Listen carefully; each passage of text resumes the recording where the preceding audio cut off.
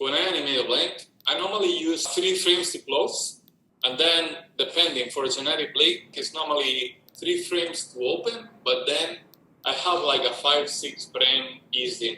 So basically here, what I'm gonna do is just like the close is gonna be here.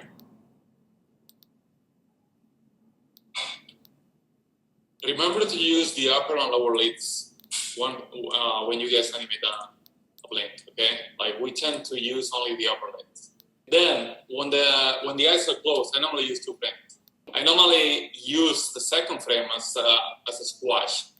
So I have first frame close, second frame, okay? So I squash the eyes a little bit more. And then I open the eyes. I normally have first pose, when I open the eyes, I tend to leave with the upper one. Okay, so like I tend to open the eyes just a little bit. Basically, I ease out of the close pose. And then the next pose is actually, it can be half open or like almost open. So like for me, what I normally do is like it's almost open. And then I have like, it depends. I normally use like 5 frames for the ease in to the final pose. So here, before the eye closes, what I do is the same. I leave with the upper eyelid, okay? So upper eyelids, they move.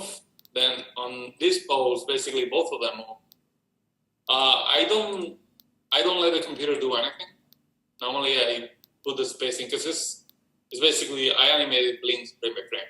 Once you guys have the timing, I do move the pupils a little bit. So here, of course, you never want to have the eye completely wide. Never. You need to use the pupil, okay? Like the upper eyelids are squashing the pupil down.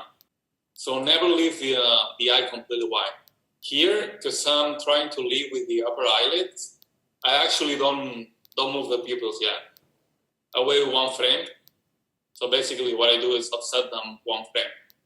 Then here, same. Here I have a little bit. And then here, the eyes actually drift a little bit. I'm gonna change the spacing though. So it looks like this, basically. Like you can't tell the difference, but if you look close, when he opens the eyes, you can actually see the eyes drifting a little bit. Next thing, for these rigs, you guys have this control, right? Basically what it does is this. So what I do is like, I wait 1 frame, so I offset them 1 frame for the squash. And then here, I just like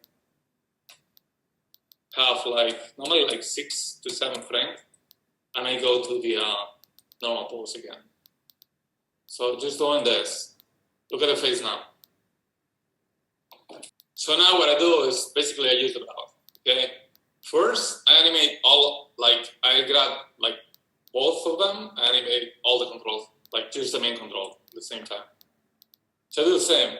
I basically key here because I'm gonna delay them 1 frame. When the eyes are starting to open, here, the brows are still going down, okay? Basically delay them 1 frame.